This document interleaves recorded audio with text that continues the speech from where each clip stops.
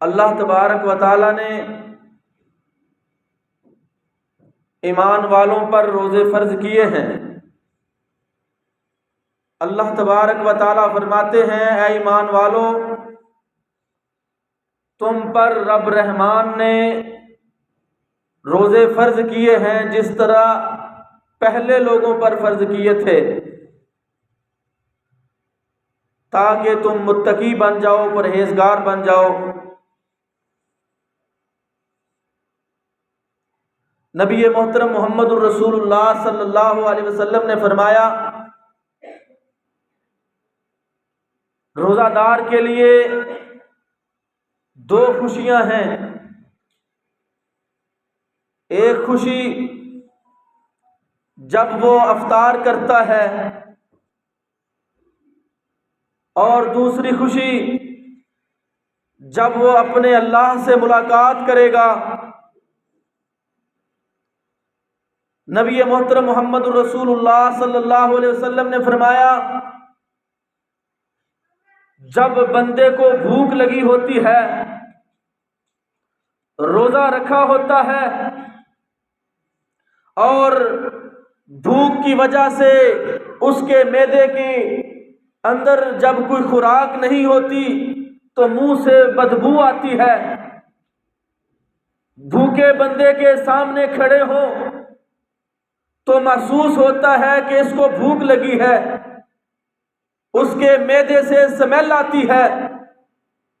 نبی محترم فرماتے ہیں، روزے دار اللہ تبارک و تعالیٰ کو اتنا پسند ہے، اتنا محبوب ہے کہ جب اس کے منہ سے یہ سمیل آتی ہے، اللہ کہتے ہیں مجھے اس کے منہ کی سمیل کستوری سے زیادہ خوشبو والی لگتی ہے۔ یہ ایک روزے دار کی قدر ہے۔ ہم تو کسی کے منہ سے بدبو آئے تو ہم اس سے منہ پھیر لیتے ہیں، اگر کمزور ہو تو اس کو دھتکار بھی دیتے ہیں، اگر تگڑا ہو تو آگے منہ رکھ کے ہاتھ رکھ کے سائڈ پہ ہو جاتے ہیں۔ لیکن اللہ تبارک و تعالیٰ کو یہ روزہ دار اتنا پسند ہے کہ اللہ کہتے ہیں مجھے کستوری سے زیادہ اس کی خوشبو آتی ہے۔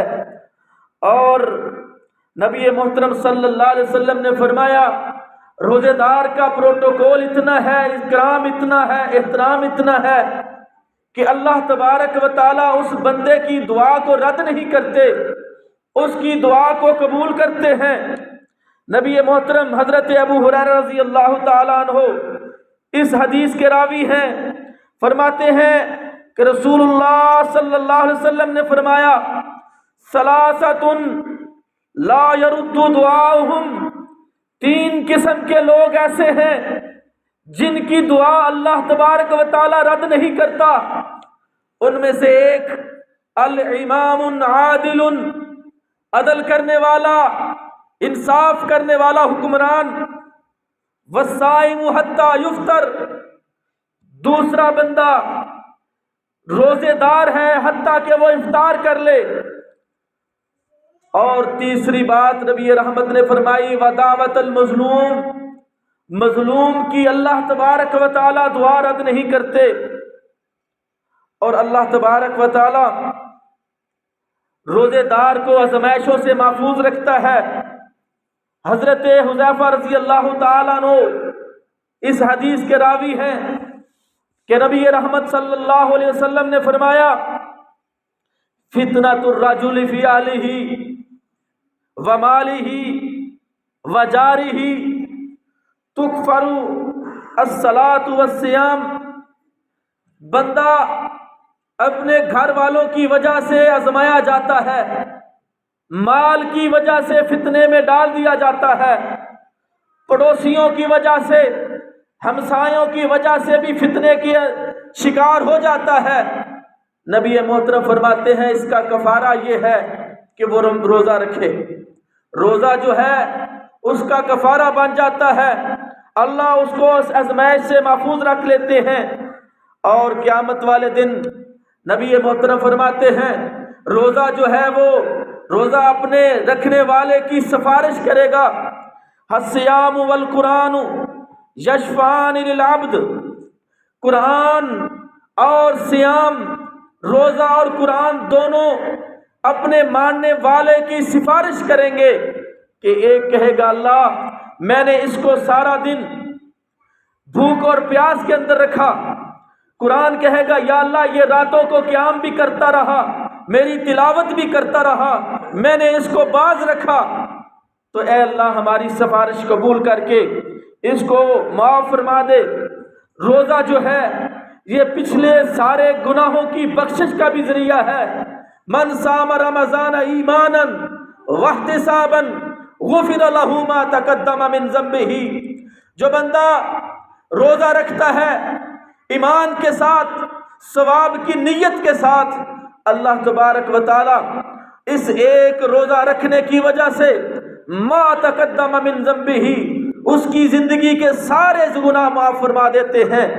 اللہ کے نبی رحمت نے فرمایا روزہ جو ہے یہ گناہوں سے ڈھال بھی ہے، اور کہیں الصوم جنۃ من النار کجنۃ احدکم من القتال، جو روزہ ہے یہ گناہوں سے ڈھال ہے، جس طرح کے تمہارے پاس لڑائی کے وقت ڈھال ہوتا ہے اسی طریقے سے روزہ گناہوں سے ڈھال ہے۔ روزے کا اجر اور ثواب اتنا ہے، نبی محترم فرماتے ہیں حدیث قدسی ہے، اللہ کہتے ہیں الصوم لی وانا اجزی بہ، ہر ایک عمل کا نیکی کا بدلہ 10 گنا ہے، 100 گنا ہے، 700 گنا ہے۔ نبی محترم فرماتے ہیں روزے کے بارے میں اللہ کہتے ہیں چھوڑ دو فرشتوں، اللہ نے ہمارے کندھوں پہ فرشتے بٹھائے ہوئے ہیں، ہماری نیکی بھی لکھتے ہیں، بدی بھی لکھتے ہیں، تمام کام لکھتے ہیں، جو ہم بولتے ہیں وہ بھی لکھتے ہیں، جو ہم چلتے ہیں وہ بھی لکھتے ہیں، جو ہم کرتے ہیں وہ بھی لکھتے ہیں۔ لیکن روزے کے بارے میں نبی محترم فرماتے ہیں اللہ کہتے ہیں فرشتوں اس معاملے میں تم رجسٹر بند کر دو، روزے کا اجر تم لکھ ہی نہیں سکتے، اس کا اجر میں خود اللہ ہوں۔ لیکن مسئلہ یہ ہے، اس کی دنیا کی ایک مثال دے کے سمجھاتا ہوں۔ بعض دفعہ بندہ ایک دوسرے کی قدر کرتا ہے، دوسرے کو اس کا پتہ نہیں ہوتا کہ یار اس کے دل کے اندر میرا کتنا احترام ہے، اور جب اس سے غلطی ہو جائے تو پھر بندہ اظہار کرتا ہے، کہتا ہے بھی تیرا میرے دل کے اندر بڑا احترام تھا، اللہ کی قسم میں نے کئی لوگوں کے سامنے تیرا تذکرہ بھی کیا ہے کہ میں بڑا تیرا احترام کرتا ہوں، بڑی تیری عزت کرتا ہوں، لیکن یہ جو مسئلہ ہے نا اس وجہ سے میں تیرا اکرام نہیں کرتا۔ اللہ تبارک و تعالیٰ بھی اپنے کا بندے کا احترام اکرام خود کرتے ہیں، پروٹوکول خود دیتے ہیں، کس لیے کہ وہ بندہ روزہ رکھتا ہے۔ روزے دار کا اتنا پروٹوکول ہے، اور جب بندہ روزہ چھوڑ دیتا ہے اللہ کہتے ہیں کوئی پروٹوکول نہیں، کوئی عزت نہیں، کوئی اکرام نہیں، کوئی احترام نہیں۔ کیوں؟ ساری زندگی بھی ایک روزے کا بدلہ دینا شروع کر دے، وہ ایک روزے کا بدلہ نہیں دے سکتا سوائے توبہ کے۔ اور روزے دار کا پروٹوکول اتنا ہے، رسول اللہ فرماتے ہیں قیامت تو آئے گی، لیکن جب یہ بندہ روزہ رکھتا ہے، رمضان آ جاتا ہے، اس کے پروٹوکول کے لیے اللہ تعالیٰ جنت کے سارے دروازے کھول دیتے ہیں، اور منادی لگانے والا، ندا لگانے والا، پکارنے والا آ کر کے کہتا ہے یا باغی الخیر اقبل یا باغی الشر اقصر، اے نیکی کی تلاش کرنے والے آگے بڑھ، اے برائی کو کرنے والے ذرا رک جا۔ اور جہنم کے دروازے بند کر دیتا ہے اللہ، کس لیے؟ اے روزے دارو، اے مومنو، اے ایمان والو، تمہارے لیے۔ اور اسلام بھی اتنی کمال چیز ہے، اتنی زبردست چیز ہے، پوری دنیا کے اندر تمام مسلمان روزہ رکھتے ہیں۔ ٹائم ٹیبل اللہ تبارک و تعالی ہمیں بتلاتے ہیں، اللہ اکبر کہنا ہے، کھانا چھوڑ دینا ہے، اللہ اکبر کہنا ہے، روزہ افطار کر لینا ہے۔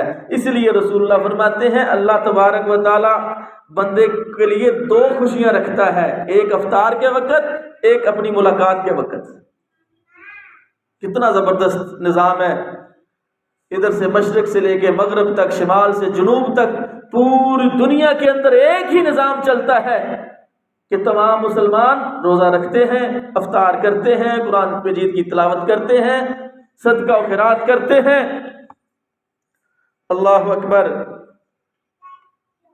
دوسرا عمل جو ہمیں کرنا چاہیے رمضان المبارک کے اندر وہ ہے نماز تراویح کا اہتمام۔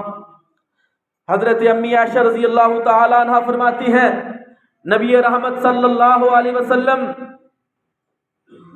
پوری زندگی آپ نے رات کا قیام نہیں چھوڑا، پوری زندگی آپ نے رات کا قیام نہیں چھوڑا، اور رات کا قیام کرنے والے کو پروٹوکول عزت اکرام اللہ تبارک و تعالیٰ اتنا دیتے ہیں کہ تدخل الجنت بسلام۔ عبداللہ بن سلام فرماتے ہیں رضی اللہ تعالیٰ عنہ کہ آپ نے فرمایا جو بندہ رات کا قیام کرتا ہے اللہ تبارک و تعالیٰ اس کو پروٹوکول کے ساتھ جنت کے اندر داخل کر دیتے ہیں، سلامتی کے ساتھ، کوئی پریشانی نہیں۔ اور تیسری بات امام مالک رحمہ اللہ فرماتے ہیں کہ اللہ تبارک و تعالیٰ نے اس بات کا قرآن کے اندر تذکرہ کیا ہے ہِیَ أَشَدُّ وَطْئًا وَأَقْوَمُ قِیلًا، جو نماز تراویح ادا کرتا ہے، صلاۃ تہجد ادا کرتا ہے، حقیقت میں نماز تراویح تہجد کی ہی نماز ہے۔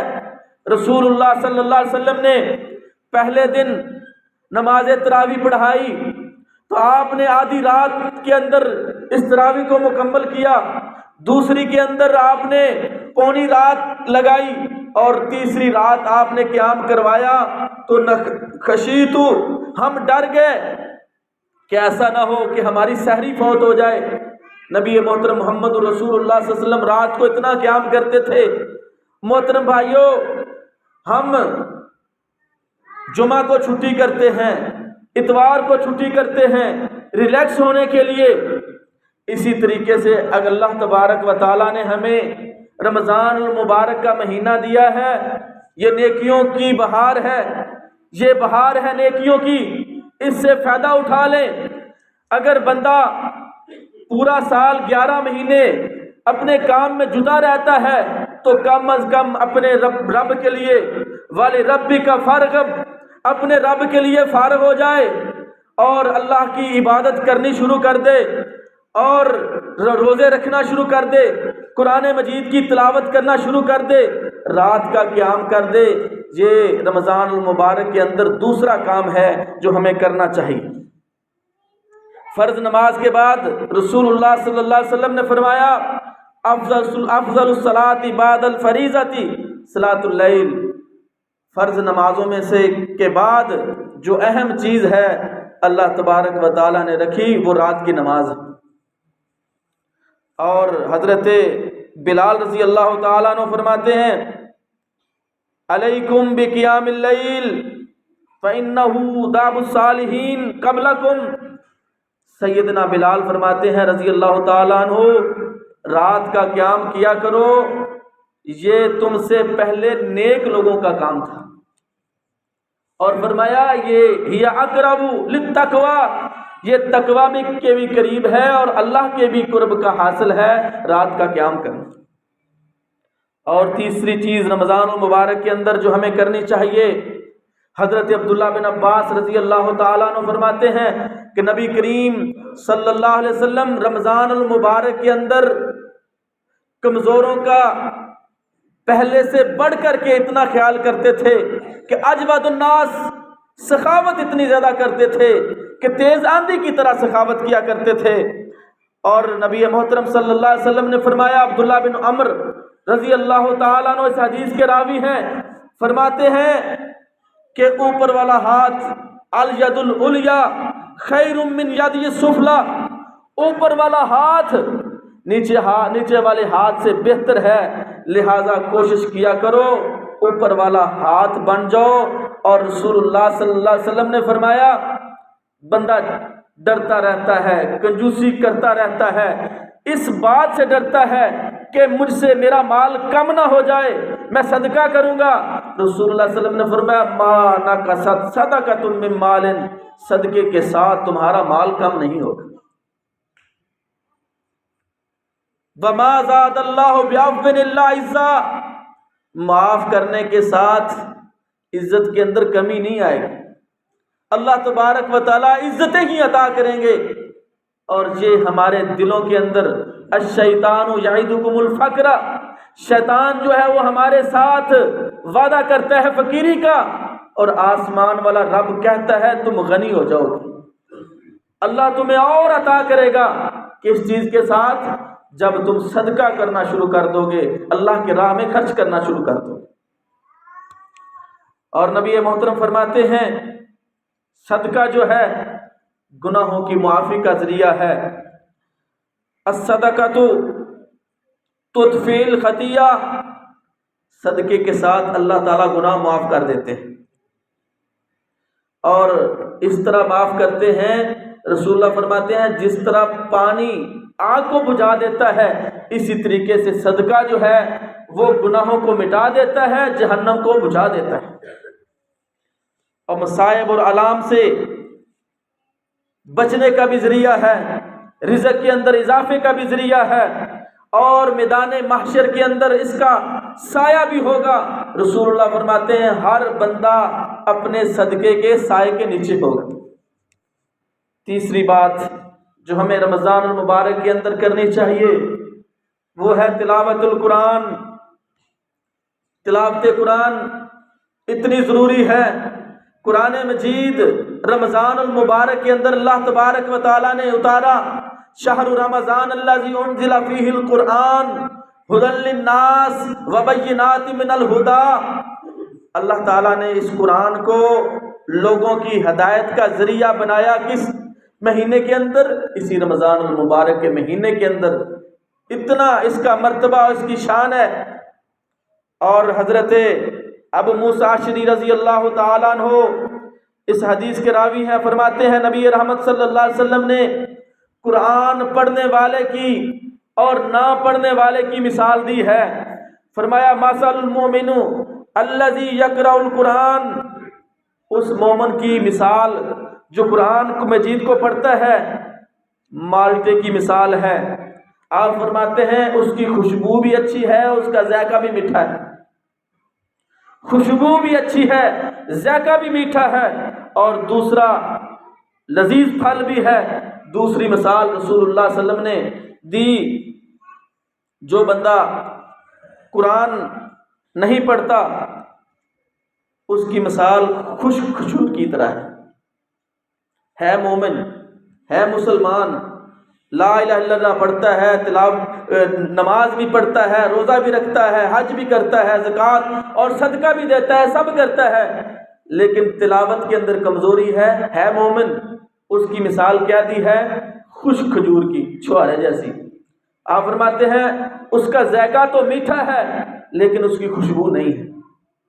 تیسری مثال رسول اللہ صلی اللہ علیہ وسلم نے دی، وہ ہے منافق کی،